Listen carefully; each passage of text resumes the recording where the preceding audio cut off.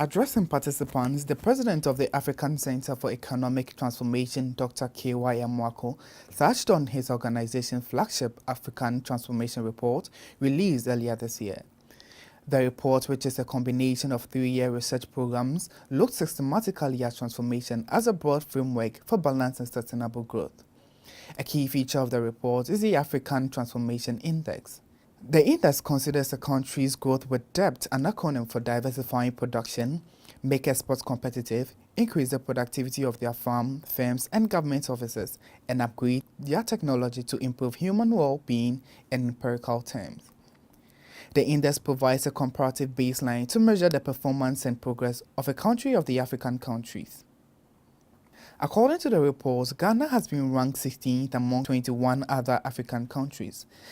This Dr. Amoako says it's a bad news for the country. This is further evidence that rapid economic growth like Ghana has been experienced since 2000 does not necessarily translate into structural transformation. Even worse, there's a notable negative trend. We calculated scores for every country going as far back to 2000.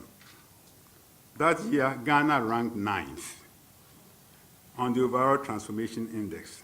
Ghana's plunge from 9th to 16th was the largest drop since 2000 among the 21 countries studied. On the 5 individual debt attributes, Ghana's rank among its peers is equally eye-opening. Keep in mind, the rankings for each attribute are among 21 total countries. On diversification, we ranked 17th, down from 8th in 2000. The current 7% share of manufacturing GDP, which I mentioned earlier, is well below the world average of 16%. It is also below the sub-Saharan average of 10%. Ghana's economy remains stuck in extractives and primary products. On export competitiveness, we ranked 7th. On the surface, this number seems strong, but when compared to 2000, when Ghana ranked 2nd overall, we see another troubling sign of decline. On productivity, we ranked 12th. On technology, we ranked 20th. On human well-being, we ranked 8th. This otherwise solid rankings is also tempered by troubled signs underlying data. However, for instance, less than 1/4 of Ghana's labor force is in informal employment. I'm not trying to be an alarmist. This is the reality before us. And let me make a quick point.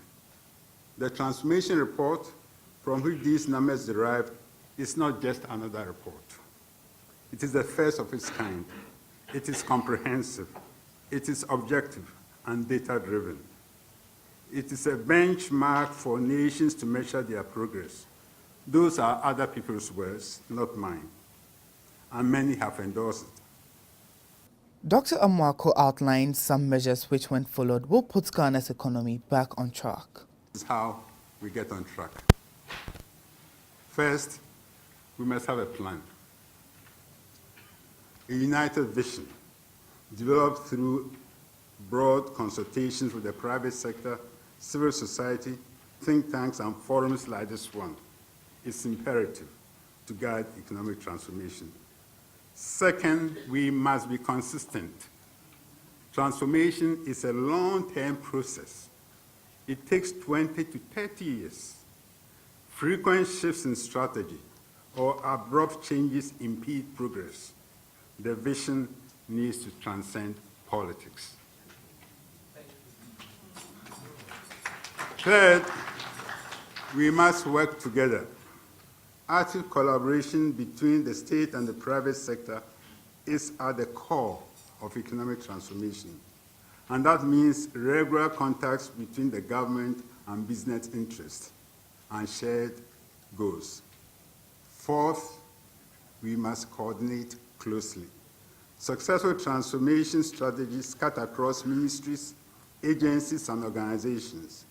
There is a demonstrated need for entrusting coordination oversight to a single individual or an agency like the NDPC that can serve as a traffic cop. Working together is one thing, working productively together is the key.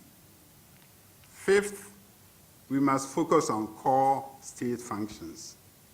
Successful transformation demands that the most important state functions be performed well, particularly sound macroeconomic management.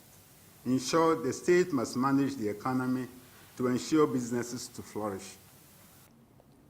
He also emphasized that the country would remain stagnant if people do not stop playing party politics with economic issues of the country. But in our multi-party environment that we have today, there is often a surplus of politics and a deficit of ideas. Let us ensure that our conversation to rebuild Ghana's future does not fall victim to that. The stakes are too high. Because at its core, at its heart, economic transformation is about people, their jobs, their prosperity, their livelihood, their contributions to Ghana's ongoing legacy. Successful transformation, as I've said, is a 20 to 30-year process.